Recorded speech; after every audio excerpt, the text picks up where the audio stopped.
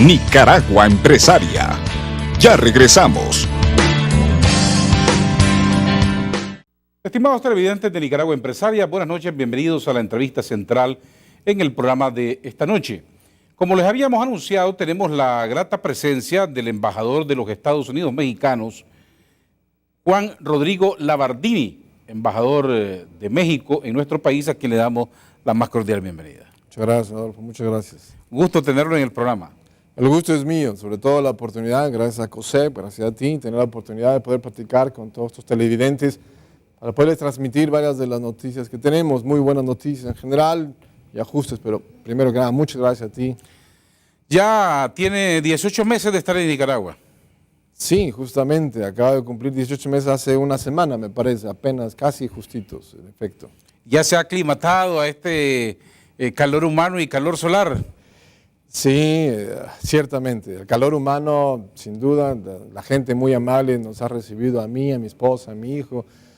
Llegamos allá, México lindo y querido, nosotros queremos, o frecuentemente es que yo estudié en México, o es que mi primo, o es que tal cosa, alguien fue a tal, nos conocemos muy bien. Pero como mencionaba hace un momentito, cuando tuve oportunidad de presentar cartas credenciales al presidente Ortega, le dije, ya me he acostumbrado al calor ambiental. Digo, porque cuando la temperatura baja, para un mexicano, baja a 27 grados centígrados, mi esposa siente frío, yo siento frío y mi esposa se pone suéter. Eso es un cambio. Y Semana Santa, el año pasado comentaba también, que en el día llegamos a 43 grados, hubo una noche que me acuerdo la temperatura bajó a 31 grados centígrados y a las 3 de la mañana a taparse con la sábana. Así es que sí, ya nos hemos acostumbrado al calor. Bueno, los nicaragüenses consideramos a México como un hermano mayor. Tenemos mucha influencia mexicana en Nicaragua, sobre todo la música. Sí, he escuchado, sí, he tenido oportunidad de viajar al norte del país, allá por Somoto, El Jícaro, para ver unas escuelas México que están, y me encontré con esa grata sorpresa, la presencia de la música mexicana, Jorge Negrete, Pedro Infante, que decir, todos ellos tienen mucha presencia, incluso hasta la tortilla, creo que sabe distinto. Sí, tenemos mucha influencia del maíz. Sí, somos pueblos hermanos, hermanos del maíz. Y sin embargo, a mí me ha permitido, y doy gracias, la verdad, por la oportunidad de haber llegado a Nicaragua y no a otro sitio.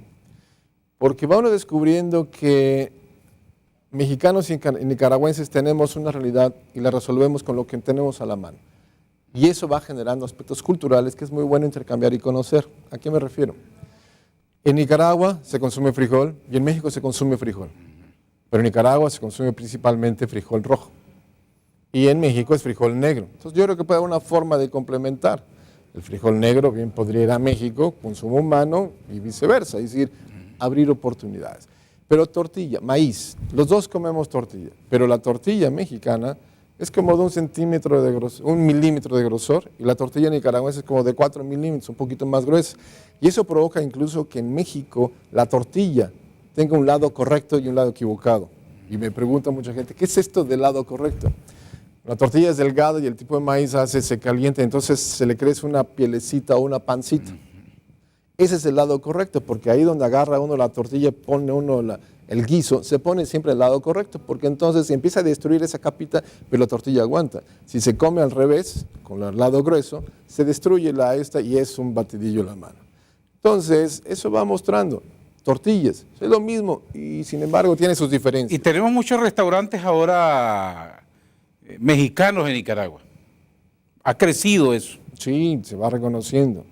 Hay varios en donde ya encontramos carnitas, los guisos que están típicos. Ya no se diga, las telenovelas tienen una enorme influencia en la cultura nicaragüense. Sin duda, creo que encuentra uno nombres de personajes ahí todavía de la población, igual que en México. Hace unos años hubo una multitud de Yesenias, porque había una Yesenia, ¿no? Y así vamos, pero creo que son influjos benéficos recíprocamente. Hablemos entonces un poco de la relación comercial. ¿Cómo anda la balanza comercial entre México y Nicaragua en estos años? Remontémonos unos años antes a lo que fue el primer Tratado de Libre Comercio México-Nicaragua, que se firmó en 98 y en 99. Ese tratado estuvo en vigor 13 años. Ya lo que no se conoce mucho es que en 13 años que estuvo en vigor, las exportaciones nicaragüenses crecieron 13 veces.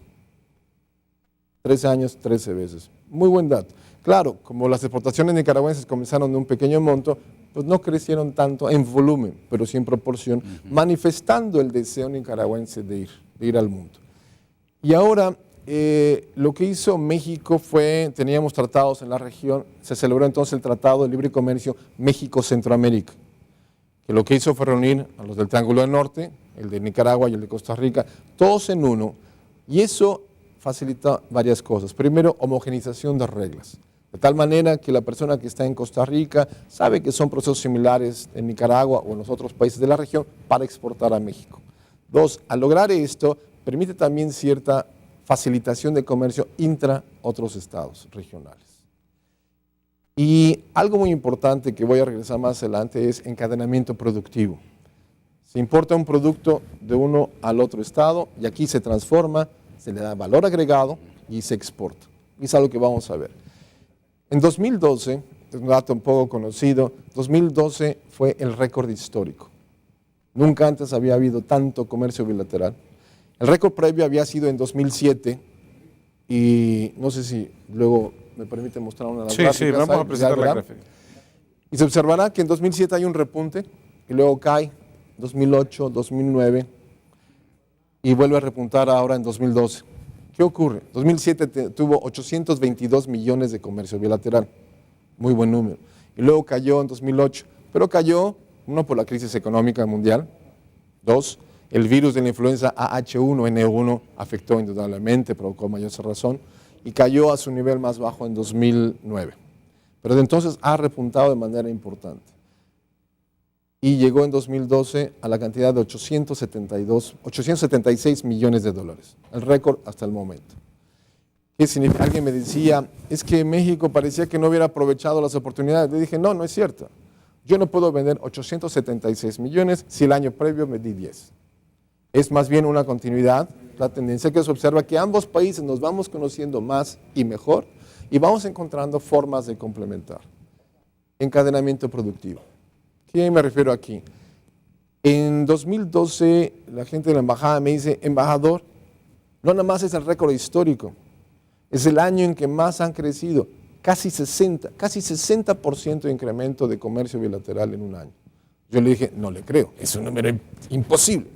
¿No? Regresaron, me mostraron diversas fuentes y confirmamos que sí, 58.1 para ser preciso, fue el porcentaje de incremento. Entonces dije, pero ¿qué es lo que pasa? Y ahí es donde empezamos a ver ese encadenamiento productivo.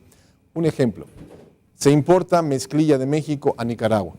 Y aquí en Nicaragua se transforma en prendas de vestir, pantalones, bolsos, vestidos, y Nicaragua los exporta a terceros países. Otro ejemplo, cobre, alambres de cobre, desechos de cobre, se importan de México a Nicaragua y aquí se transforman en arneses. Que de aquí se van para Europa. Esos arneses se van en 88% de regreso a México. ¿Por qué? Porque se van a meter a los vehículos mexicanos que produce México. México el año pasado produjo 2.900.000 vehículos. Y para 2016 vamos a producir ya 4 millones de vehículos. Tenemos las 19 marcas más grandes de automóviles ya en México, plantas, Nissan va a producir más de 1 millón de autos al año, ellos solo.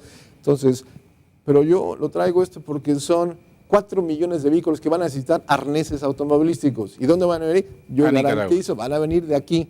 Cobre que viene de México a Nicaragua, se transforma, valor agregado, se reexporta este producto, este arnés a México, se mete en el vehículo mexicano y lo más importante, el vehículo mexicano ahora es exportado a Estados Unidos y entonces resulta que un producto manufacturado en Nicaragua, producido aquí, se mete en producto mexicano y está en Estados Unidos a través de un producto mexicano.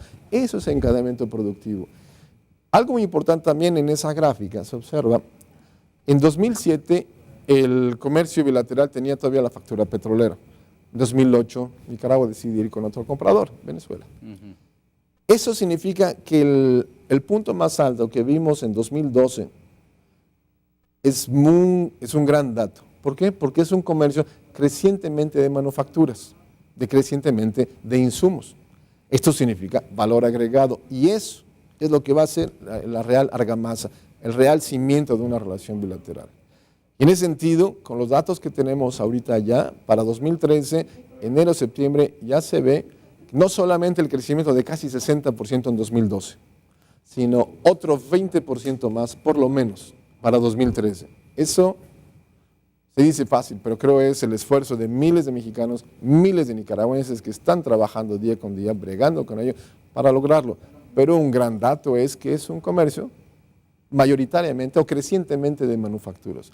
Más manufacturas significa un comercio más estable porque se sabe cuándo viene el producto, cómo se transforma y no estamos sujetos a los precios internacionales del producto porque se compró, yo le meto la mano de obra, valor agregado y eso es un ganar-ganar para todos. Además, un aspecto importante es que esto está generando mano de obra, está generando empleo en Nicaragua. Ese es parte igualmente de ello. Un dato que no se conoce de 13 empresas mexicanas que están registradas en zona franca, por ejemplo, con 11 de ellas se tiene el 15% de la fuerza laboral de zona franca. Y esto muestra algo que estamos queriendo ver es, así como está el comercio que ha crecido, un dato importante es, ha crecido la inversión mexicana en Nicaragua. Por principio de cuentas, 18% de la inversión extranjera directa aquí en Nicaragua es de origen mexicano. 18% mexicano. Tenemos Telefónica. Las áreas... Empresas lácteas. Esas están viniendo, están en otras cosas, pero son en sectores de construcción, en zonas de pintura. La cementera. También, ¿cómo no?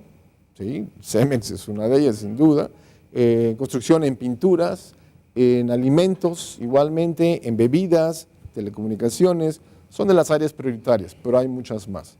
Esto ha hecho que en los hechos, México es hoy, 2013, el segundo inversionista aquí en Nicaragua. Y esto me empieza a explicar algo más con un dato adicional. Casi el 30%, el 27.2, casi el 30% de la inversión extranjera en la industria de Nicaragua es de origen mexicano. Y eso me empieza a explicar entonces ese incremento, esa curva. ¿Por qué?